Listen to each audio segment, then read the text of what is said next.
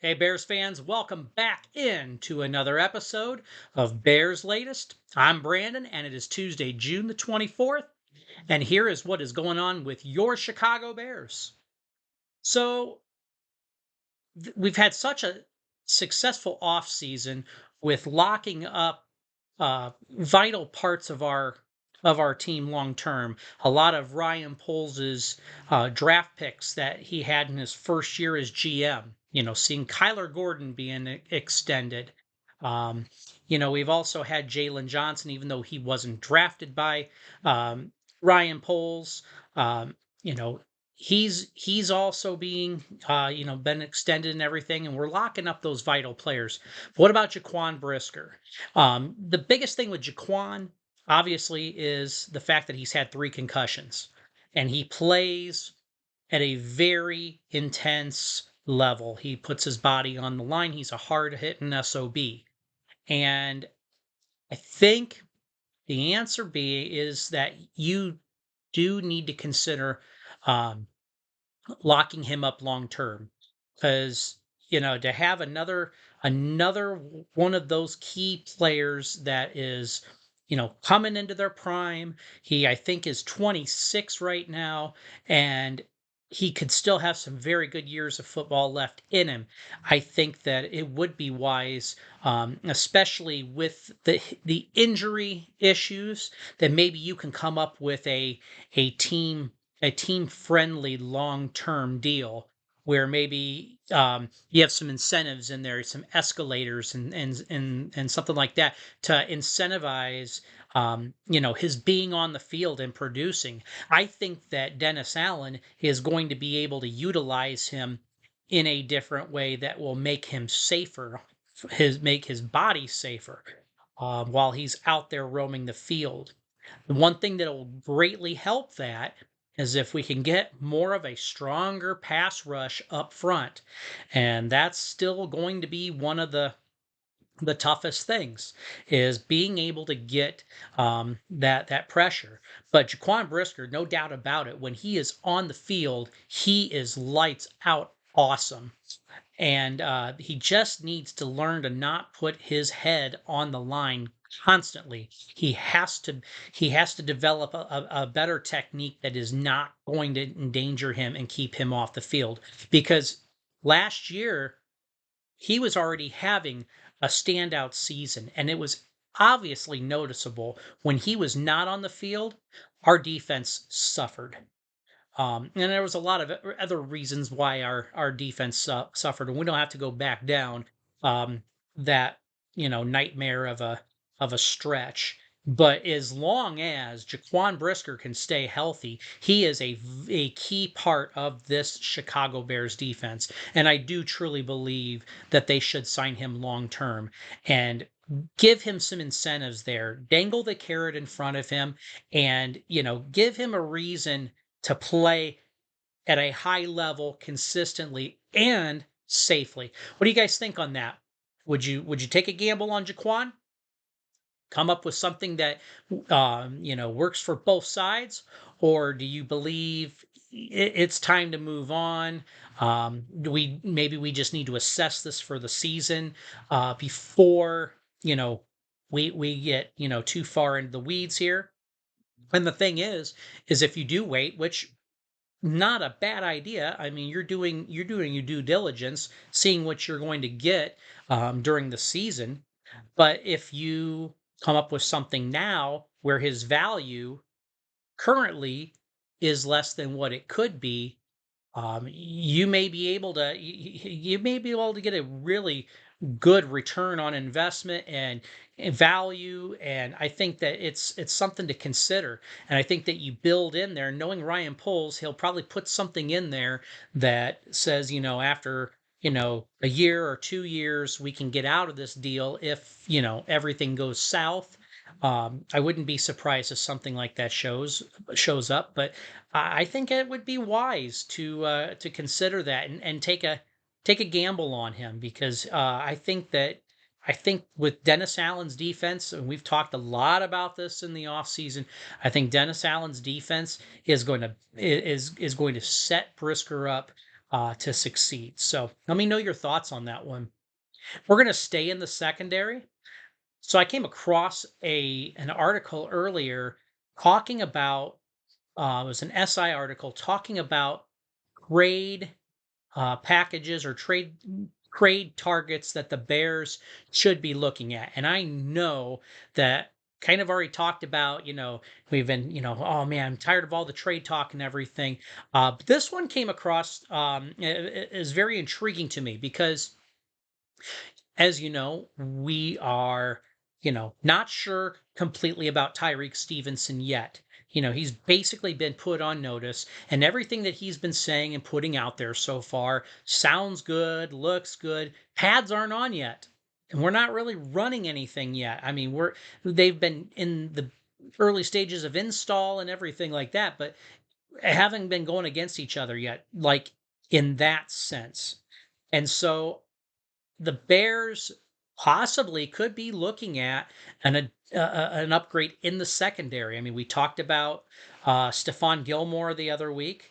But the reason why I bring up Jalen Ramsey, which Jalen Ramsey sounds like he is ready to be out of Miami. He wants to move on. He wants to play with a contender. Apparently, he's not feeling like Miami's a contender for him. He's 30 years old, so he's getting ready to start the back half of his career, but he still plays at a high level. But here's the thing that intrigues me about this. I'm not thinking about him solely as trading for a cornerback.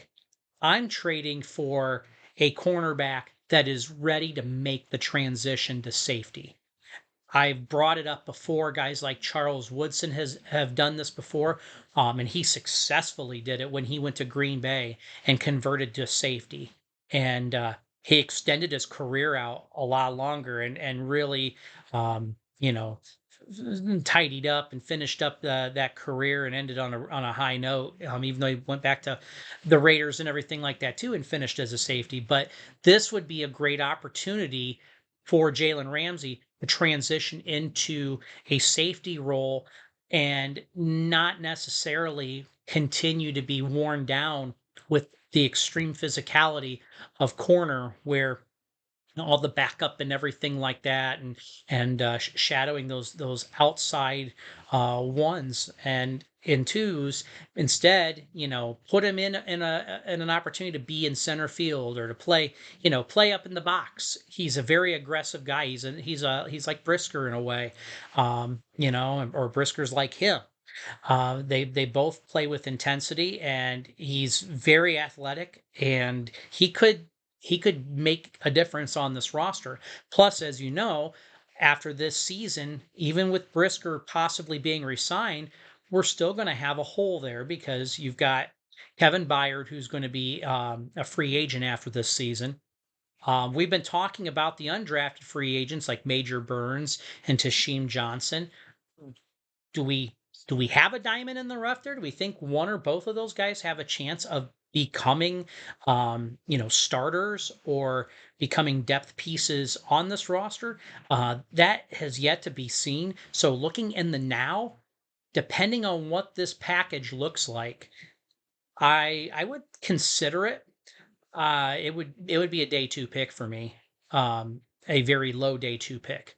I look at the previous packages. Well, when Ramsey was traded in the past, and obviously the return was much higher then, but the player was younger.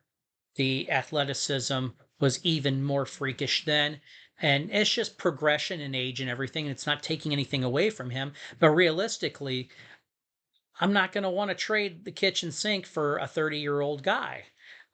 So I would be open to it if the compensation is not too rich. It would be pretty neat to see a guy like Ramsey again, another intense player like Jaquan Brisker, a guy that could wreak havoc, especially if you're getting piss poor pressure up on the defensive line. This is a great opportunity to send him on a blitz and to really be disruptive. I think it would be a great opportunity to add another wrinkle in with this new defensive scheme. What do you think? Jalen Ramsey, good fit, Not a good fit. What do you think about if the right trade was there? Would you do it, or would you say no? Let's roll with who we have. We still have Jonathan Owens. You know, we've got um, obviously Tashim Johnson. We've got Major Burns, Byard. We're okay right now. Like for 2025, we're going to be okay, and we might be able to bring these young guys along. Or if you get into camp and the vibe is okay, this team is ready to go, do you make a move like that? Let me know your thoughts. I'm just curious. I'm not saying it's right or wrong. I'm just curious what you guys think. So we're going to stick with trade targets. And this one has been a repeat customer on our episodes. We've talked about Trey Hendrickson quite a bit, but here's the biggest difference this time around. The Bengals and Hendrickson are reaching an impasse right now in terms of coming up with a long-term deal. And what's more important is to go along with that, Shamar Stewart, who is their first round draft pick, defensive tackle, is holding out as well. And so you've got two key guys, both potentially starters, that have contract issues. Money is, you're gonna have to only allocate so much, and it just sounds like the Bengals and these two guys are just button heads, and for good reason. I got to applaud Trey Hendrickson. He's been a beast for 3 4 years straight and has been super productive. 17 and a half sacks last season. The guy needs to get paid, and if you're going to balk at that because you got Joe Burrow and you want to make sure you keep your your wideouts that you've had in Higgins and Jamar Chase and company. You want to keep all of that locked in there and locked up. That's what happens when you get outside of that quarterback window that we've, talked about in the past. It makes it harder to be able to keep your players long term and to keep them all. And so the question becomes, what are you going to do? Who are you going to keep? And I think right now, I think Trey Hendrickson, they're going to find any way possible to jettison him out the door. I think they're, I think the value for the return is diminishing. Originally we were talking about a second round pick for Hendrickson, but I'll tell you what, if it's a third round pick, or God forbid, like even a fourth round pick, if we could get him at 4 and a fourth rounder, I would do it in a heartbeat because you don't know if a third or a fourth round pick is going to pan out when you could still get with a guy like Hendrickson. You could probably get about 3 more years with this dude, 4 more years. Why don't you go ahead and, either front load or back load the contract, whatever cap things you need to do to make it happen, Poles? This could be a unique opportunity. And yes, it does need to be discussed. And yeah, call it clickbait if you want. I don't give a damn what you think. If you have Gray Hendrickson on a platter right now, and the Bengals are screwed because they're not giving in, because they also have a rookie that they got to think about. They got to get him locked up, but it sounds like he doesn't even want to be there. But I think right now, Trey Hendrickson, if he's there and you're able to get him for less than you were last week, I'm running to the phone and I'm making that call. And I think you guys would agree with that too. We need an impact player like that. Now, some people have said, well, Dennis Allen had him in New Orleans, but he wasn't unlocked and didn't do all this and that. Well, guess what? Doesn't matter now. You get him here to Chicago, he's going to tell Dennis Allen, this is what I do now, and I think I should do things like this. Can we incorporate? I think there's going to be some good communication, good synergy, and things like that. I think that even having a guy like Montez Sweat there to provide pressure on the other side, and finally getting some, hopefully, great pressure from Grady Jarrett and Jervon Dexter. I think that's going to be huge. So yeah, I'm thinking about this trade, and I don't care if y'all think I'm nuts about this. I think if the right opportunity is there to do a sign and trade, and you don't have to trade as much as you were a week ago, and you can still give the long-term deal that this guy wants, and then Cincinnati doesn't have to worry about that number anymore, and they have to worry about getting Stewart signed. If I'm the Bears, heck yes, I am. I'm gonna do this in a heartbeat. Now, we're going to stay on Hendrickson for a second, but we're going to kind of do an aside here, talking about Shamar Stewart. There's rumors about the Bears being interested in him, and we've discussed that on here before. As much as that intrigues me, we've already invested in the defensive tackle position this year. We went out and got got Stewart's partner in crime, Turner, the defensive tackle, to go along with Gervon Dexter, to go along with Grady Jarrett. Like we've already been beefing up that part. Now, the thing that is appealing about that is that he's a rookie. You could sign him to his rookie deal, and then if Grady Jarrett doesn't pan out, which I find it very hard to believe, there might be a way to get out of that contract, or, looking at, you know, making moves on the line. I mean, that would open up some possibilities, but I'm not as excited about that possibility because that definitely looks like Shamar Stewart is a total prima donna right now. I'm sure he's a hell of a player. He's proven it. But the way that he's been acting, since being drafted, it's almost like saying, well, I never wanted to play for Cincinnati. I'm going to try every way in my power to get out of this city and get to somewhere else where I can get mine. And that just raises a red flag to me. And I feel like I would rather go ahead and go after the surefire thing that is going to just, I mean, it would be a huge shot in the arm. It would be like the Khalil Mack trade all over again, but without the resources that we gave up to get Khalil Mack. I think this could be just like that. Um, so with that said, I know you're tired of this horse being beaten to death, but what do you guys think about that? If the value for the trade package is less for the Bears to have to acquire him, and the focus being on, those resources to sign him long term, which, keep in mind, talking from yesterday, we talked about some possibilities for cuts that can help soften that blow. What do you guys think about that? Ready to take the Bears to the next level and know that you've got two outside guys right there? Or are you just going to continue to put all your eggs in the basket of, hey, we just signed Dio Abdingbo. He hasn't been on the field yet. Don't have pads on yet. He hasn't done this, hasn't done that. But hey, let's go do it.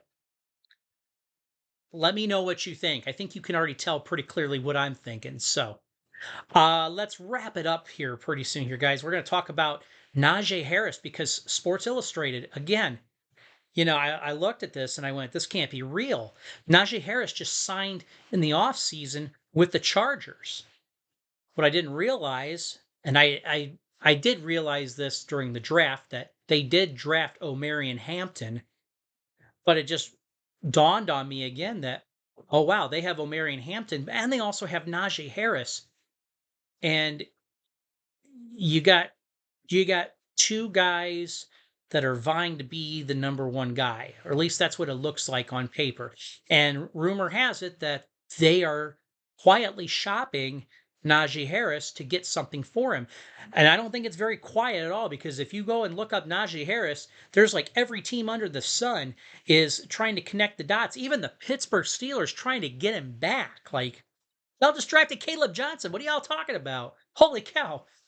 But Najee Harris has been floated around out there as a possible trade target.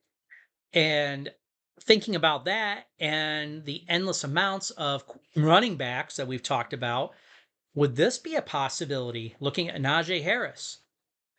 To me, I wouldn't do it.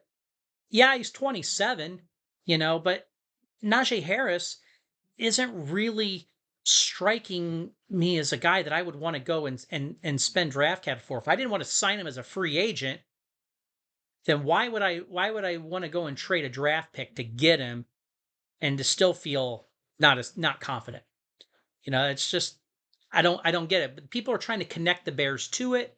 I thought it was good to warrant the discussion. I am not for it because if you're going to go and, Najee Harris is basically Roshan Johnson. I mean, seriously. You already have Roshan Johnson in the house.